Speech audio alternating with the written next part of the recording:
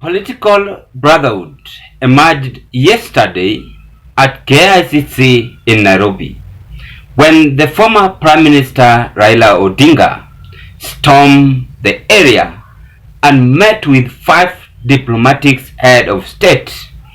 Raila, who was accompanied by President Ruto and other leaders in the country.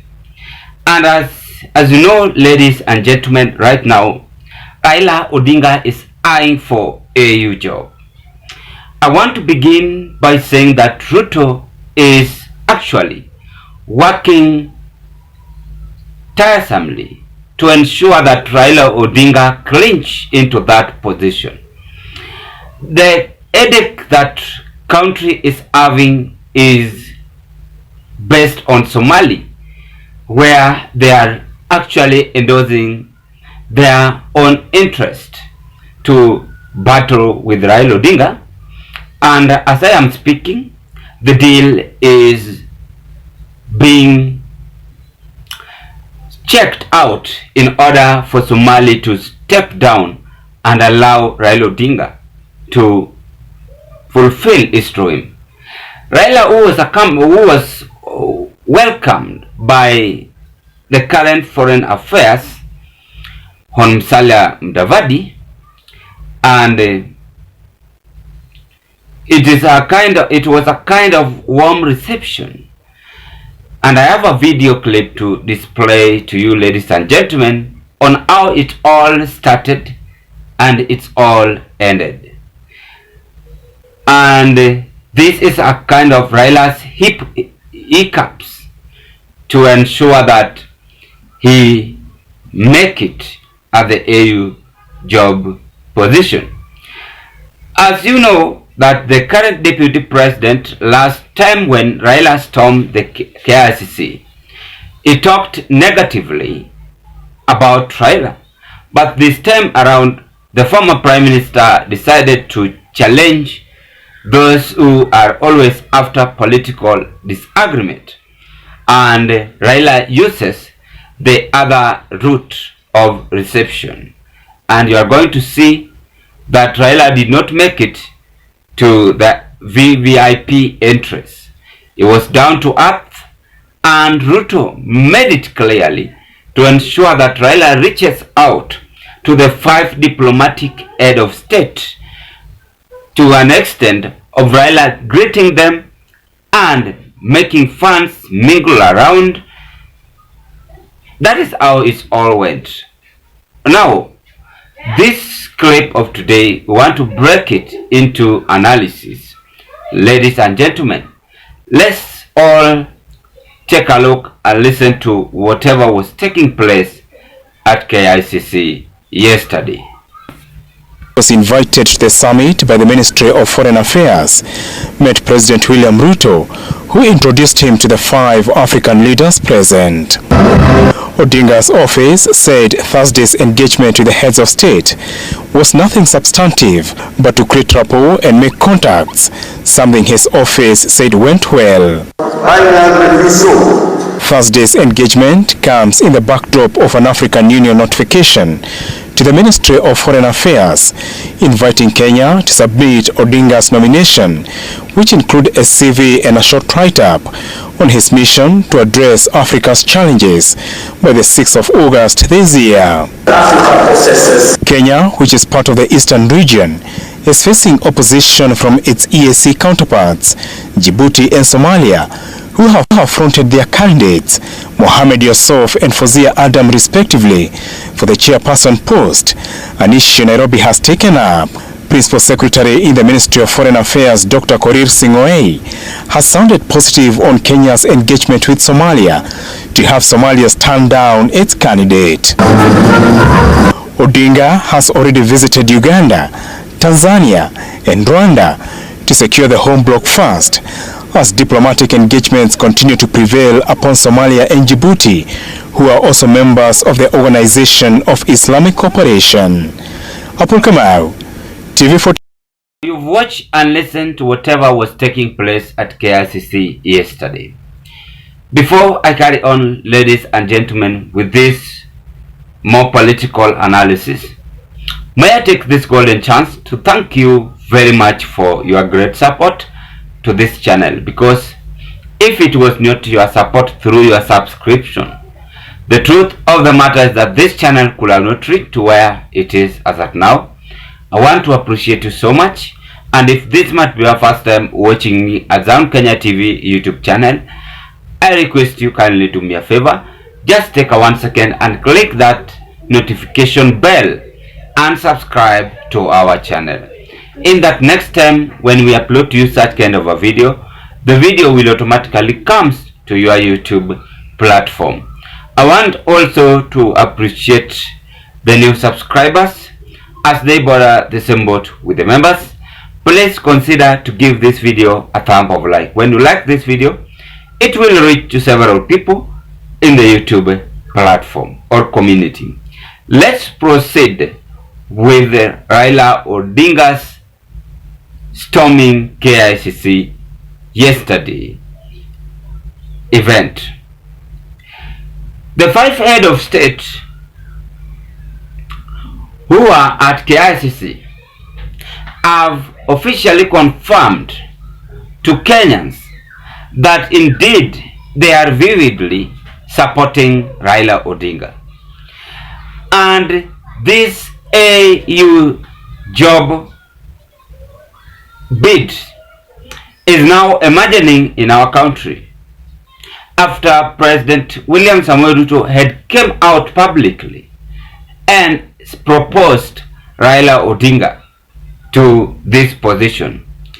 The truth of the matter is that Raila Odinga is being recognized by several people across the Africa continent, and this is not the first time Raila is working for Africa. As you know, he was once the member of infrastructure in Africa Development Community. Furthermore, we are now seeing a great support coming out from various parts of African leaders.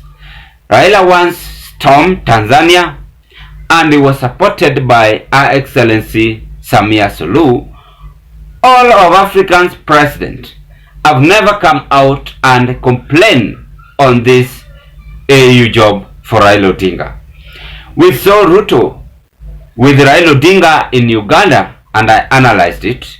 We also saw Raila Odinga visiting Nigeria, and Obasanjo is also among the team who are propelling this Raila ambition and dream to ensure that he clinch into this position. But what is worrying Raila Odinga and Ruto is the Somali having their own person. And right now, Kenya is now asking Somali to stand down and allow Raila Odinga to make it clear on the AU job.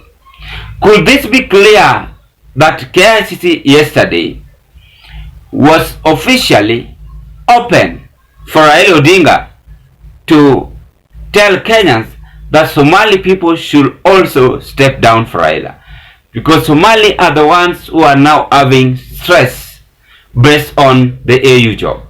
Other parts across the African continent have officially stepped down, and things are now moving faster for Raila Odinga's side, where Ruto is now drumming his support day in, day out, and even night, meeting with other diplomats to ensure that Raila retain this position.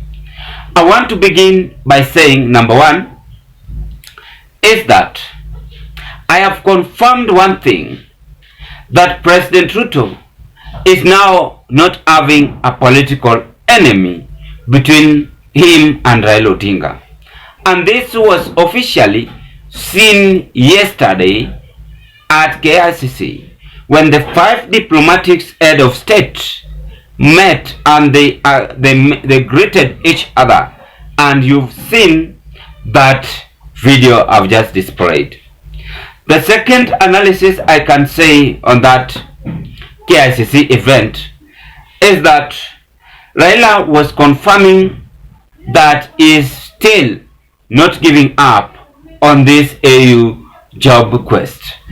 And if he's not giving up, he must now interact with not only 5 head of state, but also other more head of state to ensure that these people officially support him in order to make it comes next year, God willing, Feb, and as his office to be launched in Addis Ababa, Ethiopia. Now, the last convincing point on that KICC event is that Raila Odinga is now having hiccups. When I say hiccups, it is a great support and honor which now Kenyans are now confirming from the current head of state, that is Dr. William Samoei Ruto. I know other people from the other world. When I say the other world, the other side of the government will now become jealous on Ruto's great support to Raila Odinga. As I conclude, I want to say that politics is always matter of games, drafted, plan for any politician to achieve whatever he wants. Ruto have officially confirmed to all Africans president that he is ready to support Raila Odinga with any other government machineries to ensure that Raila Odinga made it in Addis Ababa, Ethiopia. The KICC event is very clear and telling you that the deal is still propelling up, and let's wait what next, or what is the next move, between Raila Odinga and William Samoei Ruto. As months are going on, days are running, time is not with us. We will still see many political events emerging across the country, and I want to urge Kenyans, let's still remain united, let's still be brothers keeper on this flood crisis and any other things which might emerge in our country with us not to be aware of. This marks the end of our analysis, ladies and gentlemen. What can you say on yesterday KICC events? My name is Charles, and may you have a blessed hour.